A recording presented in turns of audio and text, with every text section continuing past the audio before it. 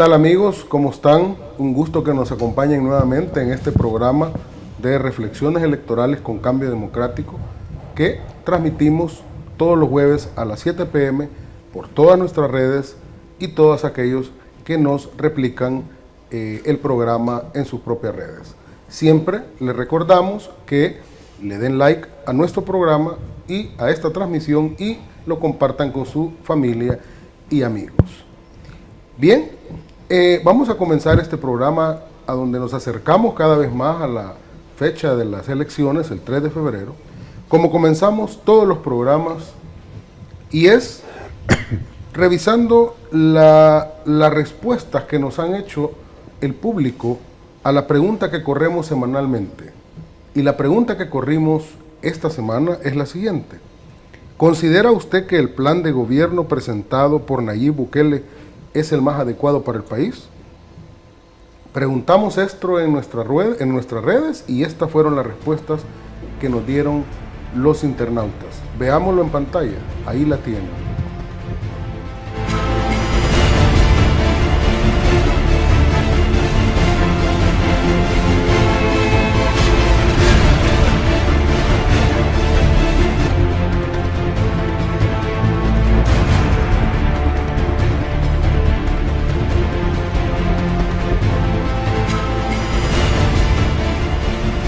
Como vemos, la mayoría de los que se han expresado en forma avasalladora nos responden que sí es el plan de gobierno adecuado para el país, el presentado el domingo pasado por Nayib Bukele, candidato de la Alianza Cambio Democrático, Nuevas Ideas y Gana.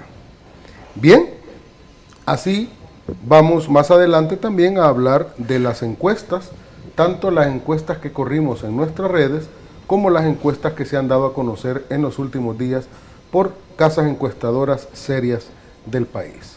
Y vamos a analizar. Y para analizar y reflexionar esto en forma seria y profunda, tenemos como siempre un invitado. Este día nos acompaña un invitado conocido por todos, porque también pertenece a Cambio Democrático, que auspicia este programa, y es el secretario general del partido, Juan José Martel, diputado también de la República, a quien doy un gran saludo. Gracias, Juan, por aceptar mi invitación. Gracias, Aldo. Es un gusto y es un honor estar en este programa que ha cobrado muchísima fuerza, a pesar de que es un programa reciente. Está muy gustado por la ciudadanía, por todos los amigos que nos ven. Gracias y gracias por la oportunidad. No, gracias a ti por acompañarnos y regalarnos tiempo para poder reflexionar sobre estos temas tan interesantes de la campaña electoral. Para entrar entonces ya en materia, quisiera, Juan José, de parte tuya, una valoración general, una reflexión general en términos políticos. ¿Cómo valoras tú la campaña que hemos tenido casi durante 4 meses, 3 meses y medio ya para el final? ¿Cómo has visto tú esta campaña si la comparamos con anteriores campañas presidenciales? Sí, yo creo que ya en esta ruta final, porque ya estamos a menos de 15 días de campaña electoral, se entra a la etapa que yo le denomino la del sprint, que es como cuando un corredor está ya a punto de llegar a la meta. Entonces trata de hacer su mayor esfuerzo, aunque va cansado, corre y corre, porque a lo mejor en ese lapso él logra alguna ventaja. Y obviamente el que va adelante también tiene que correr mucho para que los demás no lo alcancen. Creo que esa es la etapa en la que estamos. Es una etapa en que los partidos políticos hacen su último gran esfuerzo. Pero esta campaña electoral creo que ha tenido elementos de fondo que debemos de analizar. En primer lugar, es quizás la primera campaña donde se ha expresado de manera evidente la crisis del sistema partidario tradicional en El Salvador. Creo que en pocas campañas en el pasado se ha podido visualizar esta situación con tanta claridad como la estamos viendo ahora. Es obvio que hay una crisis del sistema que se expresa en las opiniones de la ciudadanía, en la falta de credibilidad en las propuestas de muchos de los candidatos. Y esa es la primera característica. Pero hay una segunda característica importante en esta campaña, y es que surge una nueva fuerza, que se comienza a perfilar como la fuerza alternativa, que comienza también a ganar la confianza y la credibilidad del pueblo salvadoreño. Y una fuerza muy interesante, ¿eh? Que se conforma en torno a un dúo presidencial, a Nayib Bukele y a Félix Ulloa como vicepresidente, de un partido político como es Gana, pero que abre sus puertas, transforma su bandera y abre la posibilidad entonces de generar una gran alianza con otras fuerzas como Nuevas Ideas y Cambio Democrático. Es decir, lo que tenemos es una fuerza interesantísima. Esa sería para mí la otra característica importante. Y que se perfila, obviamente, ya a estas alturas con toda claridad como la fuerza que tiene todas las posibilidades de ganar y que tiene todas las posibilidades de ganar en primera vuelta. Creo que eso es lo interesante de esos dos primeros factores. Pero hay un tercer factor. ¿Cómo se le llega a la ciudadanía? En el pasado, la forma de llegar a la ciudadanía ha sido, por una parte, a través de los medios de comunicación tradicionales. Las campañas electorales han estado plagadas de anuncios en los periódicos, en la radio, en la televisión. La televisión ha sido como la madre de todas las campañas electorales en materia de propaganda por su impacto, por su efecto, por su penetración. Incluso los estudios demuestran que más del 70 al 80% de los dineros de los partidos en campaña se van a la televisión. Eso ha comenzado a cambiar. Los medios tradicionales han comenzado a perder peso relativo, todavía le llamo peso relativo, y comienza a surgir ahora por primera vez las redes sociales como la opción en las elecciones, para las elecciones. Si ustedes se fijan, la campaña de Nayib ha estado muy poco presente en los medios de comunicación. Y basta con encender a cualquier hora, ver un noticiero en cualquier medio de comunicación y ustedes van a encontrar que por cada 5 anuncios de Arena, de Carlos Calleja, por cada 4 anuncios de El Frente, hay tal vez uno de Nayib Bukele y la Gran Alianza. ¿Qué significa esto? Han comenzado a perder peso y son las redes sociales las que en esta campaña, y específicamente las redes sociales vinculadas a Nuevas Ideas, a Cambio Democrático, a la Gran Alianza, las que comienzan a cobrar un peso específico que ahora va a romper el fiel de la balanza. Por lo tanto, los que hicieron la campaña tradicional, que es la misma de siempre, ahora cayeron en una trampa de su propio conservadurismo. Creo que ahí tenemos algunas características fundamentales. Tal vez habría una última. La campaña calentó poco. Creo que hubo mucha campaña sucia por parte de Arena, especialmente, ya últimamente también el FMLN. El problema de la campaña sucia es que deforma el sentido, el espíritu de una contienda electoral, que es que la gente pueda evaluar la capacidad, la seriedad y las propuestas de los candidatos. Pero ¿qué vamos a hacer si ellos sentían de que era tal vez el único mecanismo que les permitiera ganar? No nos olvidemos que el mecanismo, la esencia de una campaña sucia es el engaño. No es hablar mal del candidato, que dicen que lo vieron aquí, que lo vieron saliendo de allá, que caminaba de este modo. No, la campaña sucia lo que pretende es sacarnos de la realidad y ponernos en otro esquema de virtualidad en el que se deforma la esencia de las cosas. Entonces, nosotros lo que estamos viendo, por ejemplo, ahora, y ya creo que a lo mejor vamos a conversar, hay una propuesta de Nayib a la nación de qué es lo que se va a hacer. ¿Quién ha entrado al fondo de la propuesta? Nadie. Todo es que porque si presentó en vivo o si era grabado el programa. Si hay o no los créditos para los que participaron en el programa.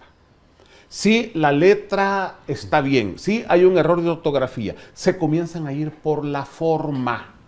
¿Por qué? Porque no tienen capacidad de ir al fondo de las propuestas.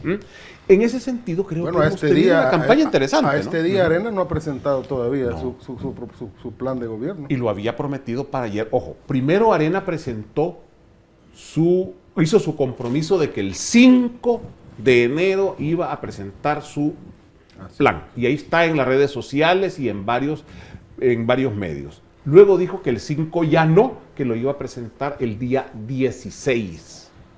Pero resulta que, el día 15.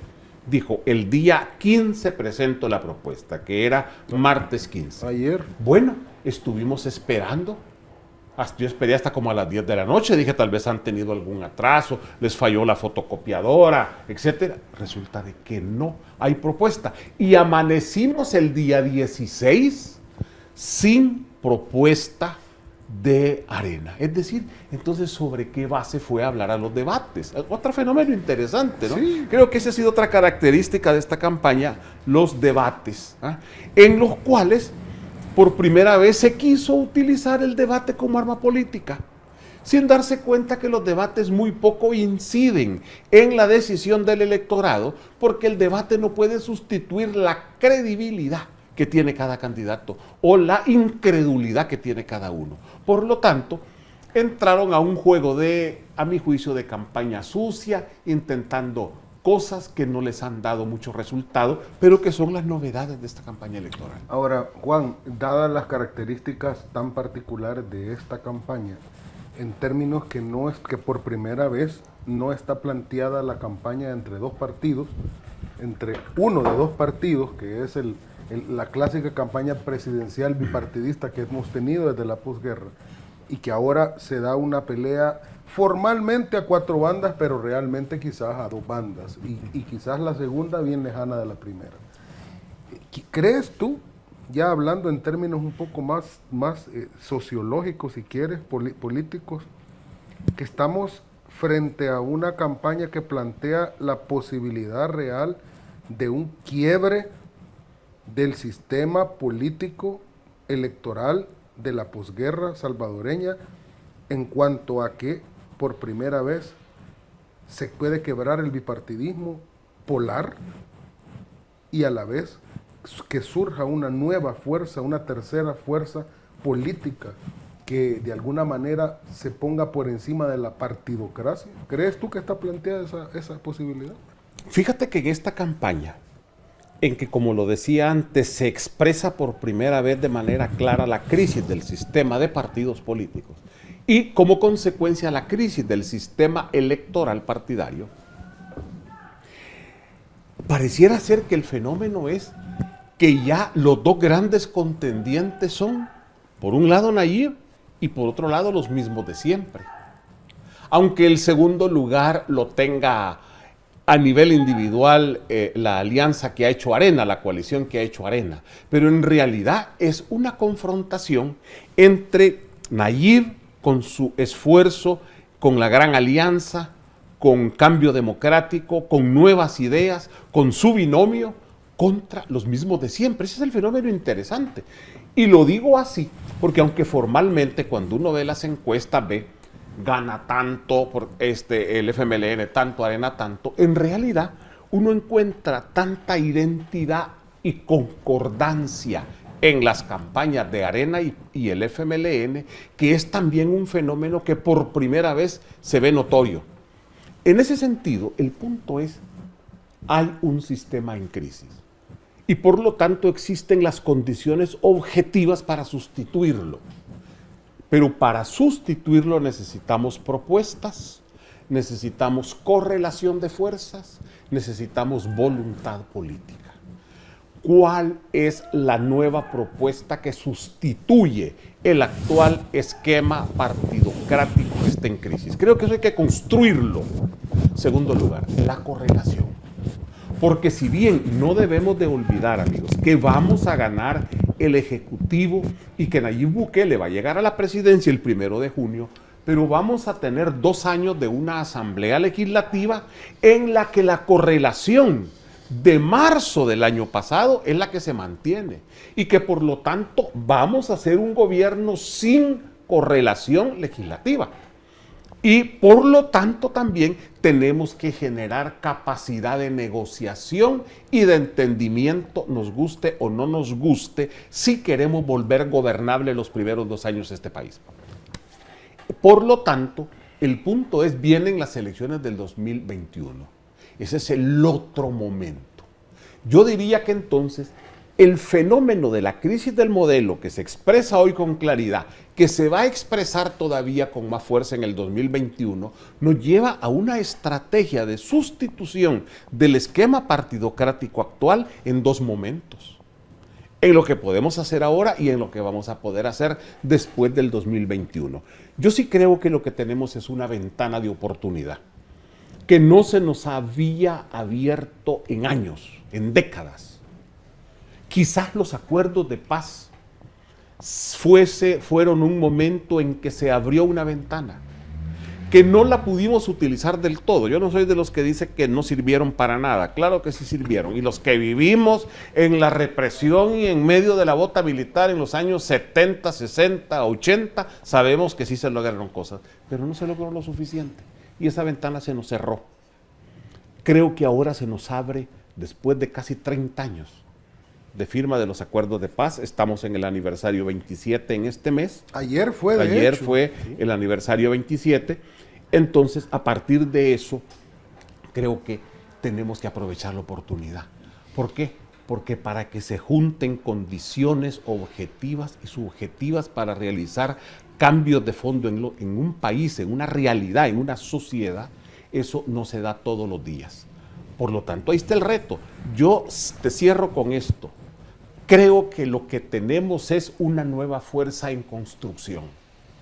Yo veo el esfuerzo que ha comenzado Nayib como un edificio que no está terminado, que estamos comenzando a construir. Y por lo tanto, amigos, todos los que estamos participando, usted, nuestros vecinos, en lo que estamos es en un esfuerzo de construir una nueva fuerza política que se convierta en el motor de los cambios que vamos a poder iniciar el 1 de junio. Discutíamos la semana pasada con el analista Giovanni Galeas el hecho que para él lo que existe, y coincidíamos en que lo que existe es una crisis de representatividad, que la población, buena parte de la población, no se siente ya más representada por los partidos tradicionales, los 2 partidos que digamos, se volvieron las máquinas electorales de la posguerra.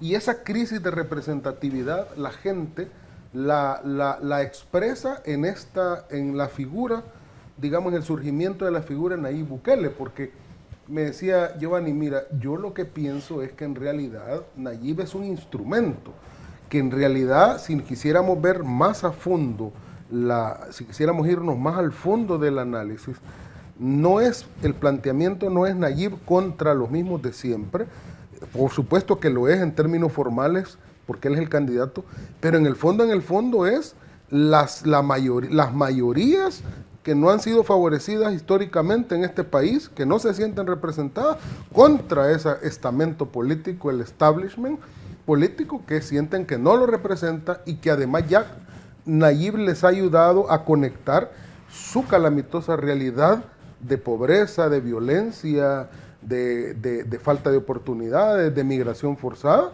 con esa forma de gobernar tradicional. No me respondas ahorita, lo dejamos en el tintero y al nomás regresar me das tu opinión con relación a esta postura. Regresamos en un breve instante, hacemos la primera pausa, no nos cambien, ya volvemos.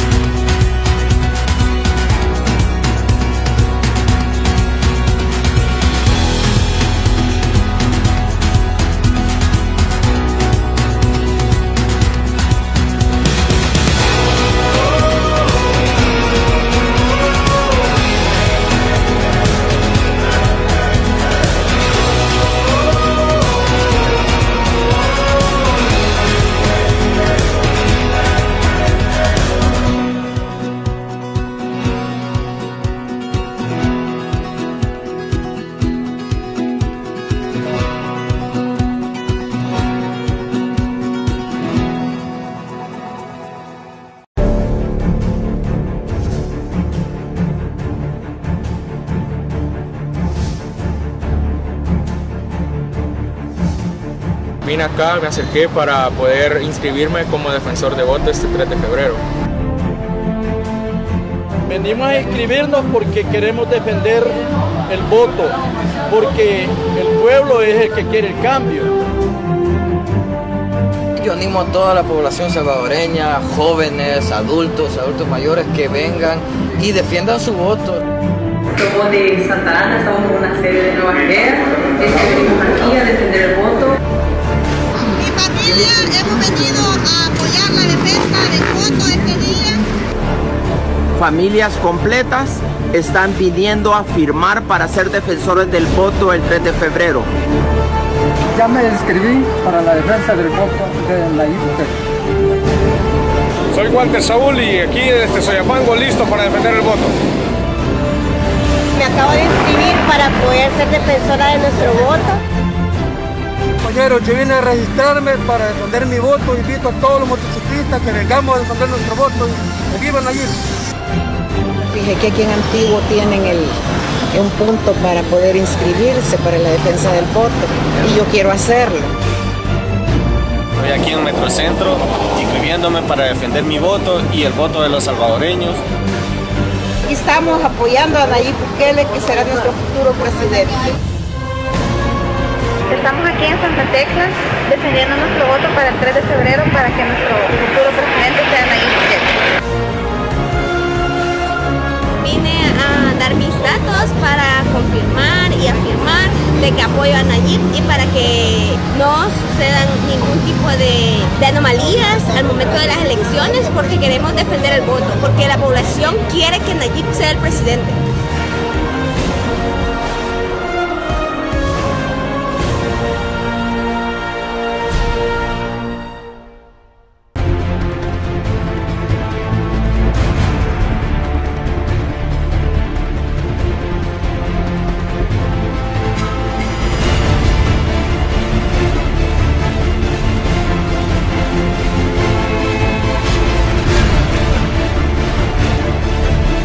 Gracias amigos por seguir en sintonía de este programa Reflexiones Electorales con Cambio Democrático.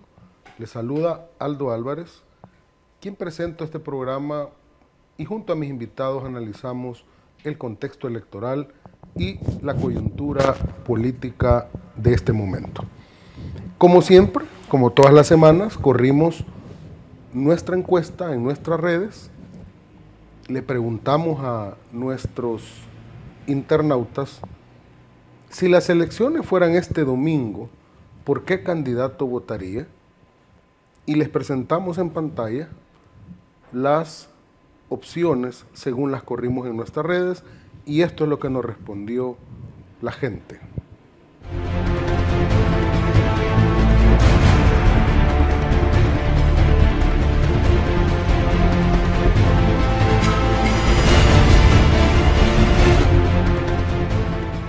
Como pueden ver, y como ha sido una constante desde el inicio de este programa, aplastante y por aplastante mayoría, el candidato de la Alianza Cambio Democrático, Nuevas Ideas y Gana, prácticamente llega al 100% de las preferencias de nuestros visores, de nuestros internautas, de nuestros amigos en todas las redes sociales.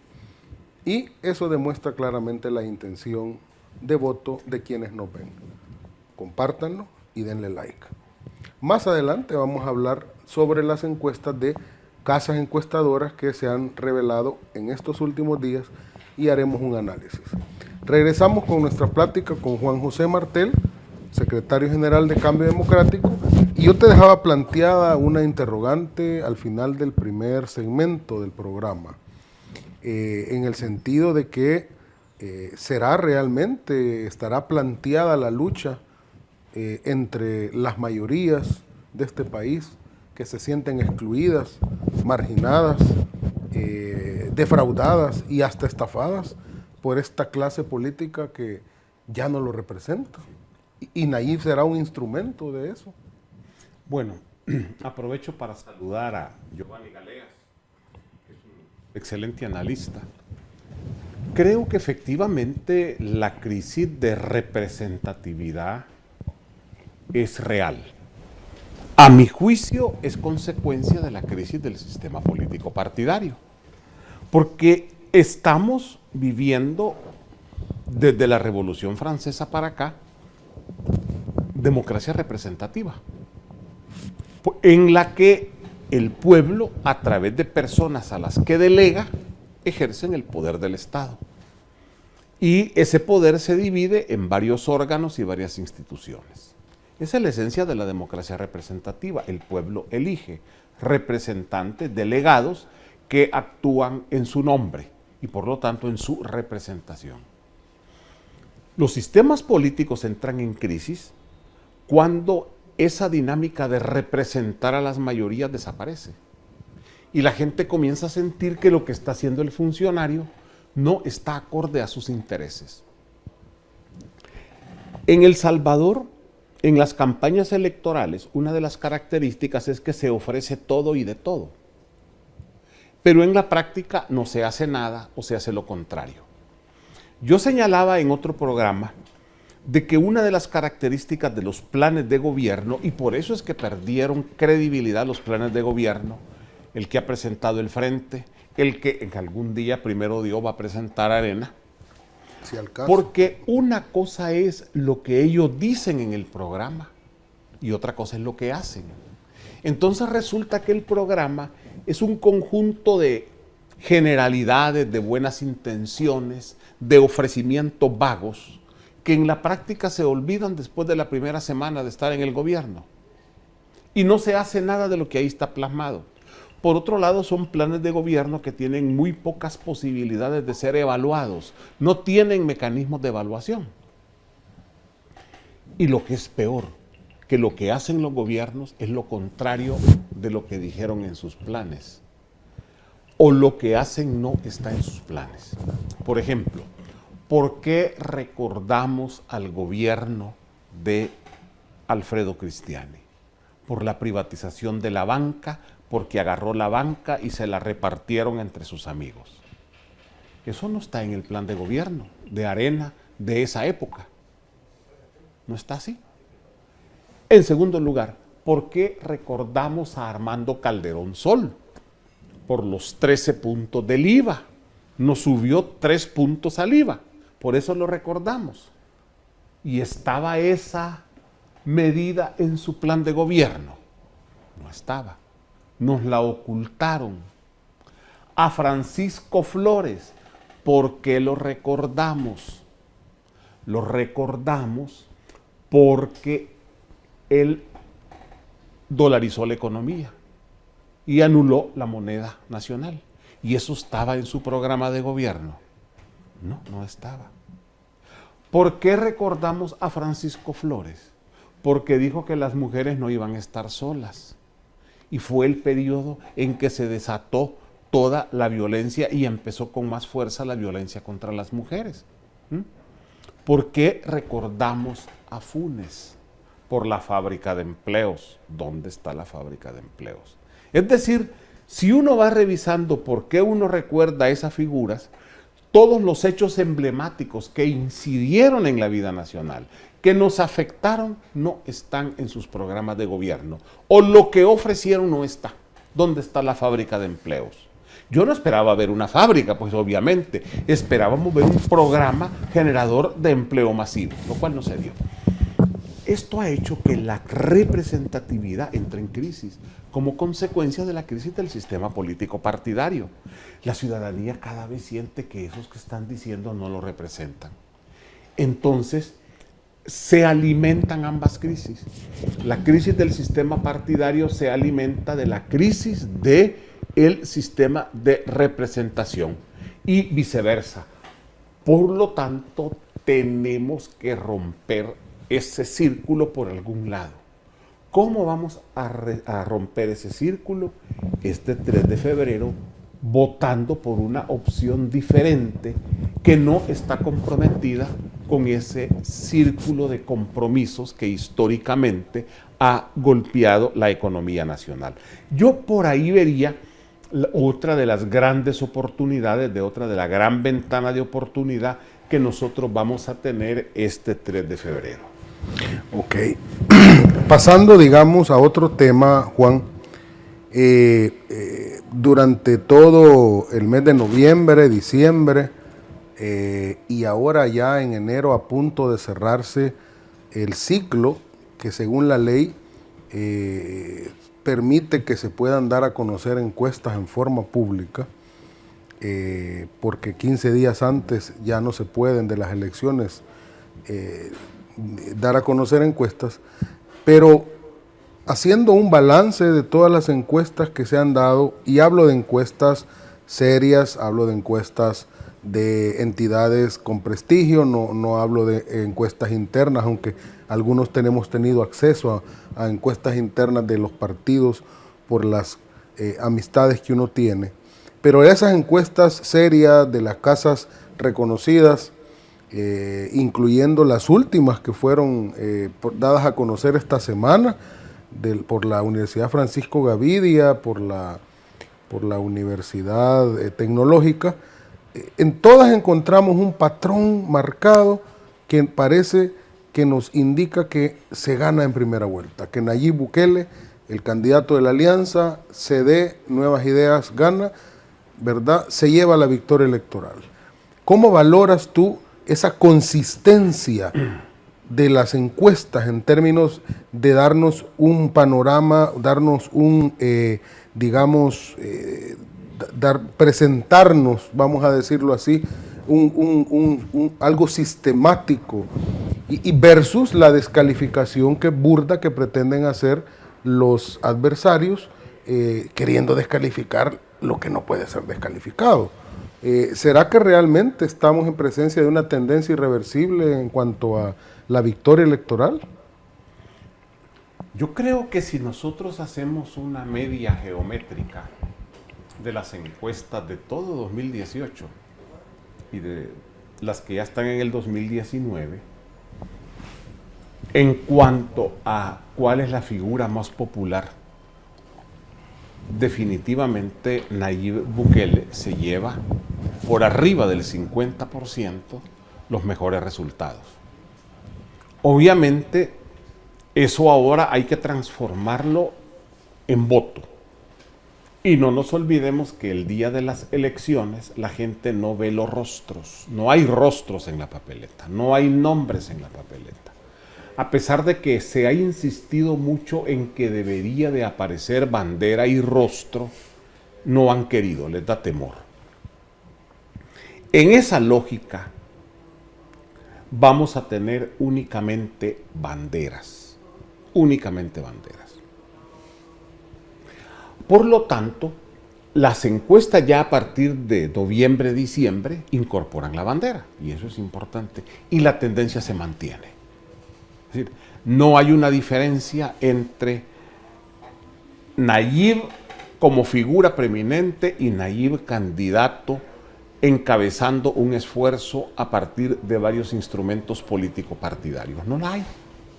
Entonces aquí podemos decir que hay una tendencia que no se puede revertir en el corto plazo. A nivel social todo es reversible, en el mediano, en el largo plazo las cosas pueden cambiar, etc. Pero en el corto plazo y en los pocos días que quedan, que ya se pueden contar con horas, es casi imposible remontar esa posibilidad, es casi imposible cambiarla. Por lo tanto, yo creo las encuestas nos están ofreciendo una fotografía muy aproximada de la realidad.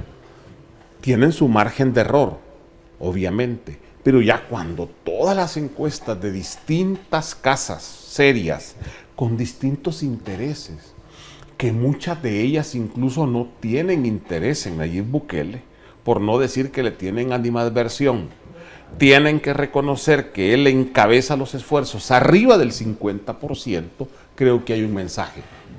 Ahora, ¿qué hace el contrincante? Lo mismo de siempre.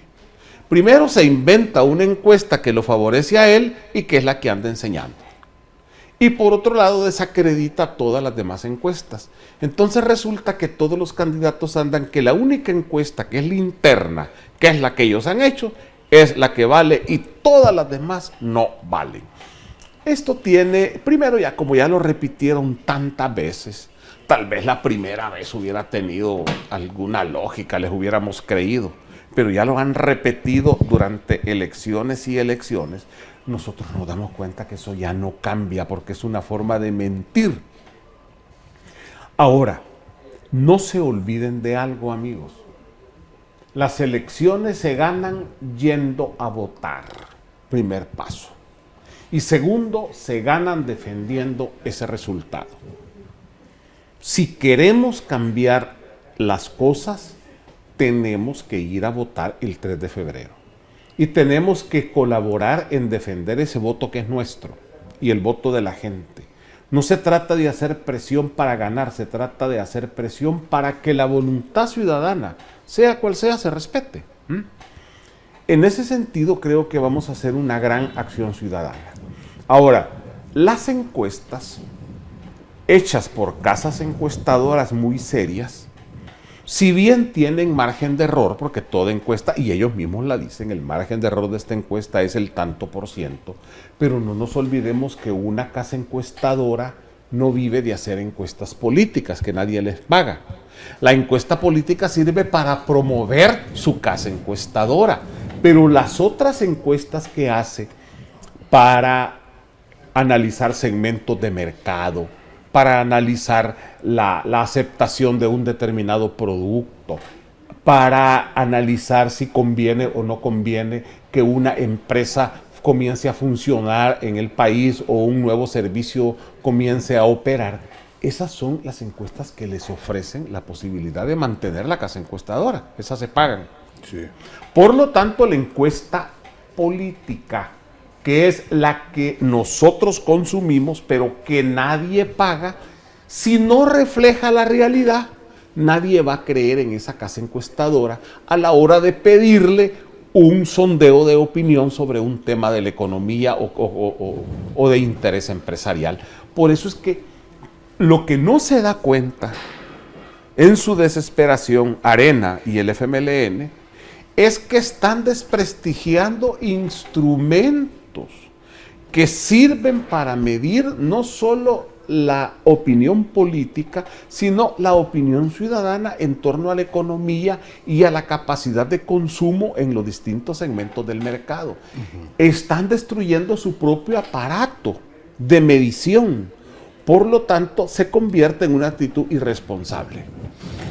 Bueno, está claro que hay digamos, el efecto desmoralizador que causan estas encuestas en la militancia, en los simpatizantes de los partidos adversarios. Es evidente pues que ese efecto desmoralizador obliga a sus dirigencias a tener que recurrir incluso a la mentira y al engaño para desacreditar las encuestas. Pero cuando vemos este abultado número de encuestas de prestigio señalar esa tendencia, creo que es claro que la victoria electoral, incluso en primera vuelta, de Nayib Bukele, es evidente. Ahora yo quisiera hacerte una pregunta para cuando regresemos al tercer y último bloque. Tú que has sido magistrado en su momento del Tribunal Supremo Electoral, que has visto la actuación del actual Tribunal Supremo Electoral, que hemos observado todos los actos que ha ido realizando en el contexto de la preparación de la campaña y durante la campaña, una de las preguntas que más frecuentes surgen es: ¿hay confianza en el árbitro? ¿Hay confianza en la autoridad encargada de contar los votos y de decirnos quién ha ganado?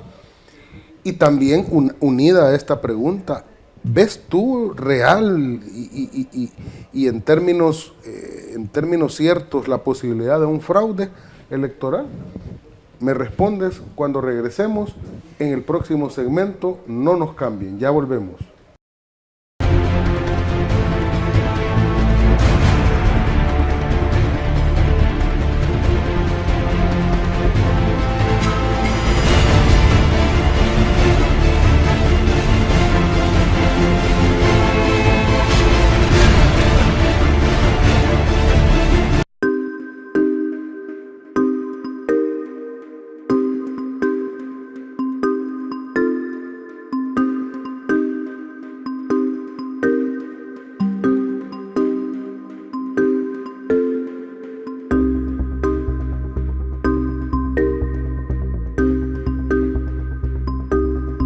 Ven la corrupción como algo normal.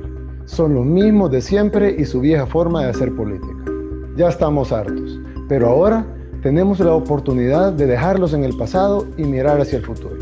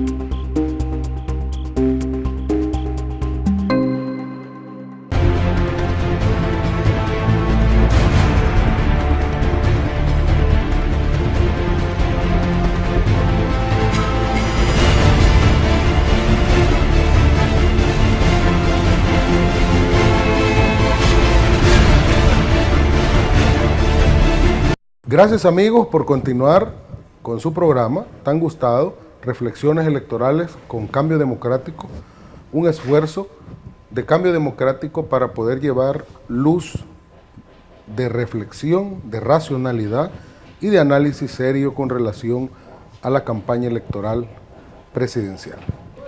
Como siempre, en nuestro tercer y último segmento comenzamos preguntándole a la gente, pidiendo la opinión de la gente. Salimos a la calle y le preguntamos a la gente para que nos responda. Queremos saber la opinión del ciudadano.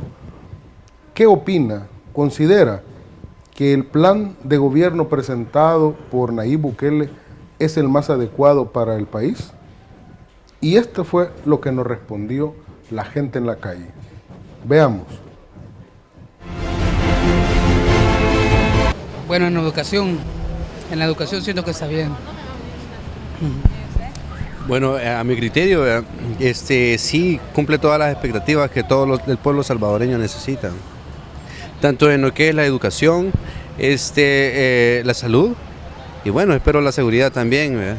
Ajá, así es que sí, pero estoy a favor de eso. Bueno, yo digo que sí, porque el hombre es inteligente, ¿verdad? Entonces, si él tiene nuevas ideas, pues yo creo que con él puede haber cambio en El Salvador. Pues yo pienso que sería bueno darle una oportunidad, ¿verdad? Porque es bueno no adecuarnos a los mismos partidos y pues si él tiene mejores propuestas, pues hay que darle una oportunidad, ¿verdad? A ver qué dice el país y a ver en qué nos pone Dios también. Hay que ponernos antes que todo en las manos de Dios y ponerlos a los que Él nos va a dejar de presidentes, ¿verdad? Pues por supuesto creo que es el más adecuado, el más indicado, el más votado y es el que la gente prefiere más y es directamente el que todos necesitamos porque prácticamente el pueblo lo quiere, pues el pueblo lo elige. Incluso creo que sería la mejor gestión en la historia de nuestro país que hiciera un presidente. Y me atrevo a decir que la gente misma le pediría tal vez otro mandato más todavía.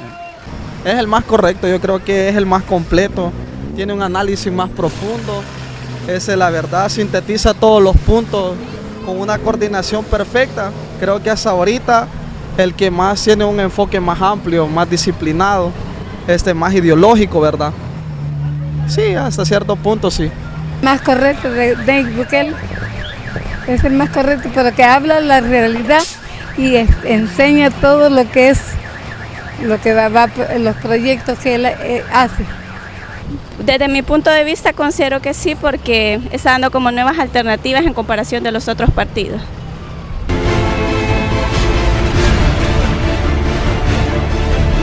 Bueno, ahí tenemos las opiniones de los ciudadanos, que siempre tenemos a bien escucharla porque es la voz del pueblo que se expresa.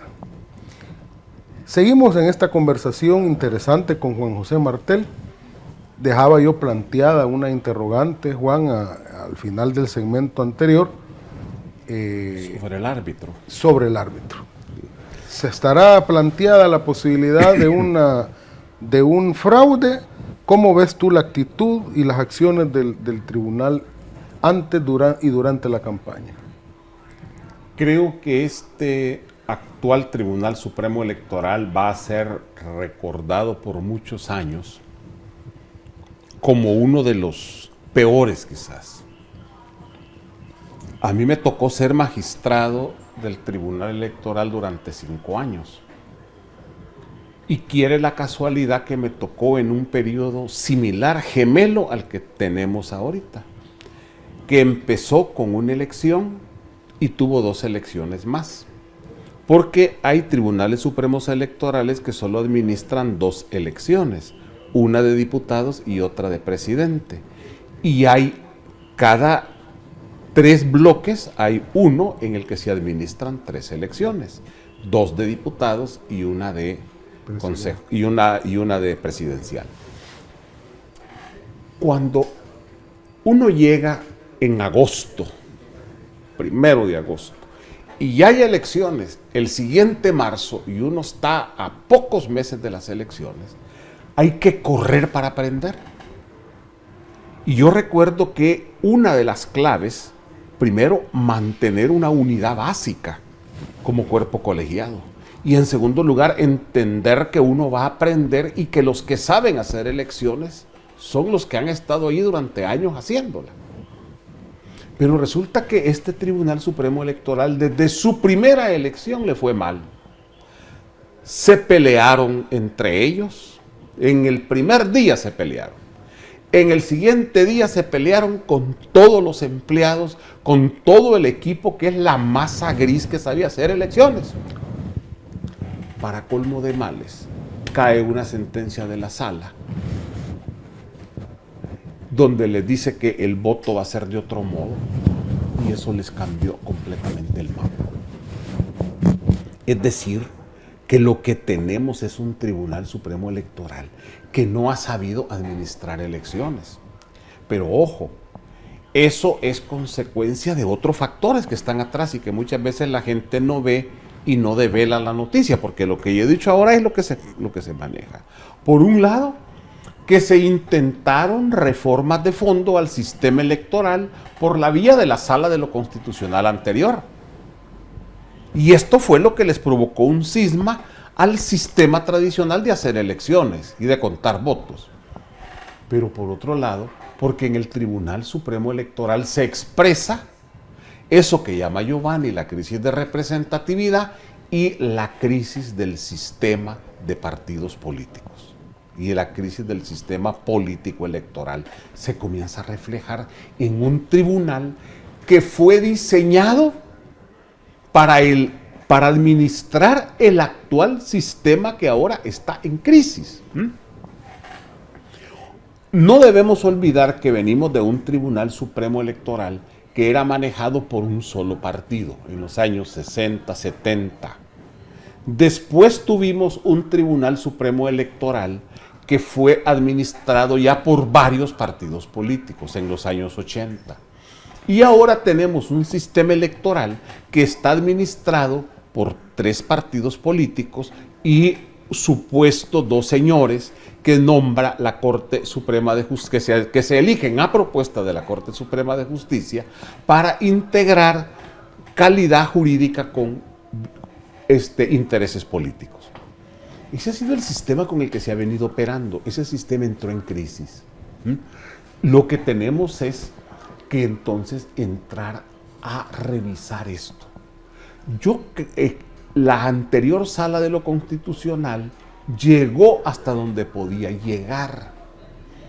que era a decir todo funcionario que ejerce jurisdicción no debe de tener interés político, partidario. Hasta ahí llegó. Por supuesto, hay un gran vacío en esas sentencias de la sala porque ellos únicamente se refirieron al interés político y nunca se refirieron al interés económico, que es lo que está oculto y que es lo que está detrás. Y no se olviden, amigos, que muchas veces la política la mueve la economía. Y son los intereses económicos los que al final, transformados en demanda política, terminan representando a estos grupos. Por lo tanto, ahí es donde hubo la falla y todo eso es parte de una crisis. ¿Qué es lo que tenemos ahora? Representantes de uno del FMLN y uno del FMLN, otro magistrado que no manifiesta preferencia partidaria y que se ha convertido como en la figura más objetiva, y 3 que representan al otro candidato. Esto entonces significa que tenemos un tribunal desbalanceado políticamente. Por un lado, 3 magistrados de 5 que representan a un solo candidato. Ahí hay uno de Arena, hay otro de PCN y hay otro de Fito Salume, el partido DS, Democracia Salvadoreña, que llegó de carambola. Por otro lado está el FMLN. Y por otro lado hay una persona que es la que se mantiene un poco más ecuánime, pero lamentablemente está sola en ese grupo de 5 personas. O sea que los mismos de siempre tienen 4 magistrados. Exactamente, los mismos de siempre terminan con 4 magistrados. Pero lo que es más interesante, y es lo que tenemos que tener cuidado, la máxima fuerza política de este país, que está en construcción, como decíamos, y que se manifiesta a través de 3 instrumentos políticos distintos, Gana, Nuevas Ideas y Cambio Democrático, no tiene ni un representante en el Tribunal Supremo Electoral. Entonces, aún el sistema de representación está en crisis, por una parte, porque representan intereses partidarios en contra de la sentencia de la sala, pero tampoco representan el interés popular porque la fuerza más importante no está representada en el Tribunal Supremo Electoral. Ese creo que es lo que nos está reflejando y lo que estamos viendo en este momento. Entonces, ¿qué tenemos como consecuencia? Le dan la orden de que había que cancelar a Cambio Democrático y lo eliminaron en contra del texto expreso de la ley, en una medida arbitraria, cometiendo delito de prevaricato. Y ojo, no se les olvide a los señores del Tribunal Supremo Electoral, ya se van a ir. Les han ofrecido que los van a reelegir a cambio de que cancelaran a sede. No creo que les puedan cumplir, señores. Y ya cuando ya no tengan ese fuero que ahora los protege, los vamos a demandar por lo que han hecho, porque han cometido delito. Por otra parte, hacer un acta que se presta al fraude, creo que es la otra maniobra. Pero si nosotros vemos en la propaganda electoral, ha aparecido de nuevo el Frente Femenino Salvadoreño, que es claramente una organización de Arena, usando las figuras de los candidatos. Eso está prohibido terminantemente en el Código Electoral. ¿Qué ha dicho el Tribunal Supremo Electoral? Para exigirle a esa institución que no denigre la figura de un candidato, nada. Pero si vemos la propaganda de Carlos Calleja, aparece el escudo nacional, aparece la bandera nacional, es decir, uso de los símbolos patrios. Termina diciendo la frase Dios, unión, libertad, que es la frase de los salvadoreños, se la termina robando. Y todo se roba, ¿no? Y eso es contra la ley, eso es delito electoral, eso es una falta. Y el tribunal, ¿qué ha dicho? El tribunal, al primer momento en que salió el primer spot, hubiese declarado que ese spot había que suspenderlo mientras resolvía. Porque es clarísimo el atentado contra el Código Electoral en la forma de hacer propaganda. ¿Qué nos está manifestando todo eso? que al final la crisis de representación, la crisis del sistema político partidario se expresa en la crisis de partidos que estamos viendo, pero por otro lado se expresa en el Tribunal Supremo Electoral. Y a estos les toca pagar con los platos rotos de convertirse en el peor Tribunal Supremo Electoral de toda la historia moderna de El Salvador, al menos desde la firma de los acuerdos de paz. Te pregunto directamente y tú me respondes directamente. ¿Ves tú planteada la posibilidad, crees tú que es real la posibilidad de un fraude? ¿Hay condiciones para hacerlo? ¿Se intentará? ¿Habrán condiciones en las que permitan intentar hacer un fraude? Ya sea en las mesas receptoras de votos o en el sistema informático. ¿Crees que los temores son reales? ¿Hay espacio para una posibilidad de fraude? ¿Ves eso planteado y el árbitro cooperando? Sí, yo veo una enorme posibilidad de fraude y por eso es que estamos haciendo un llamado a la ciudadanía a votar y a participar. El voto masivo quiebra la estrategia de fraude y la vigilancia de los ciudadanos ese día también termina de volverlo ineficiente. El fraude se puede hacer de varias maneras. Por un lado, pueden falsear las actas. Acordémonos que los votos, después de que se cuentan en la urna, se trasladan a un resultado en un acta. Y esos votos quedan guardados, ya no se vuelven a tocar, y de ahí para allá es el acta la referencia del resultado electoral. Por lo tanto, si en esa acta no va expresada la voluntad del ciudadano en las urnas, ya se cometió fraude. Ese es un primer factor. Ese no es informático, pero también existen las posibilidades del fraude informático. Lo que sucede es que este fraude es detectable en muchos aspectos. Ahora ya con los nuevos mecanismos de control. Sobre eso está poniendo mucho interés la OEA, por ejemplo, la misión de la OEA, hemos tenido la oportunidad de conversar con ellos y ahí están uno de los temas de interés que tienen. Ahí es más fácil detectar si hay metidos programas secretos que alteren resultados, etc. Y el más riesgoso, el bendito apagón. Yo he sido magistrado del Tribunal Supremo Electoral y lo primero que uno protege, contra lo que uno protege, el sistema es, primero, contra incendios. Segundo, contra apagones. Tercero, contra el ataque de la vulnerabilidad ya propiamente informática. Entonces, pero la primera línea de seguridad es que no haya un incendio, porque el incendio destruye parte del equipo o puede volver inservible un sistema. Ya les pasó, vea. Y eso, bueno, no se ha aclarado. La historia que nos han contado es de lo ridículo a lo súper ridículo. Por otra parte, tenemos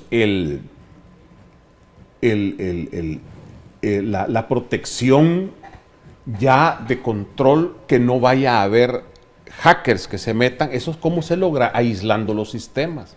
Tienen que aislar completamente el sistema y toda la información tiene que salir del sistema en físico hacia otro sistema que está distante. Y tercero, todo programa de estos tiene siempre su planta eléctrica lista para que en el mismo segundo en que se va la electricidad, primero entran a operar las baterías que sostienen el sistema y luego entra a operar la planta eléctrica. Es decir, no se vale un apagón, no se vale una caída de sistema. Eso que quede clarísimo, porque ahí puede haber, es decir, el fraude nos lo pueden hacer en el traslado del voto hacia el acta y nos lo pueden hacer dentro del sistema informático. ¿Y cuál sería el objetivo del fraude? Llevar a que Nayib no gane en primera vuelta. Ese es el objetivo. Ellos dicen, es que si Nayib no gana en primera vuelta se le va a desmoralizar la gente, pero además de eso nos vamos a poner de acuerdo todos los mismos de siempre en un solo bloque para ver si lo derrotamos. Lo que andan buscando es una segunda oportunidad, pero la están buscando en base a fraude. No la están buscando en base a convencer a la gente. Por lo tanto, tenemos que ser muy cuidadosos. Y si a eso le agregamos que el árbitro se hace del ojo pacho, un árbitro que ha aprobado un acta que facilita el fraude, un árbitro que ha cancelado un partido político en forma ilegal para dañar a Nayib Bukele, un árbitro que está permitiendo a todas luces la propaganda ilegal en este momento en los medios de comunicación, ¿qué podemos esperar de él? Bueno, esperemos que no suceda esto y como dijo bien Juan José, la forma de lograrlo es acudiendo masivamente a votar y no quedándonos en casa ese día 3 de febrero. Llegamos así al final de este programa de Reflexiones con Cambio Democrático. Agradecemos por supuesto que nos haya acompañado el secretario general de CD, Juan José, a quien le doy las gracias por haber venido. Es un gusto, Aldo, y a la orden siempre. Y a ustedes por haber mantenido la sintonía de este programa, recordándoles que le den siempre like y compartan con todos sus contactos este vínculo. Nos veremos la próxima semana en otra interesante entrevista y en otra interesante reflexión sobre las elecciones. Cuídense, hasta la próxima.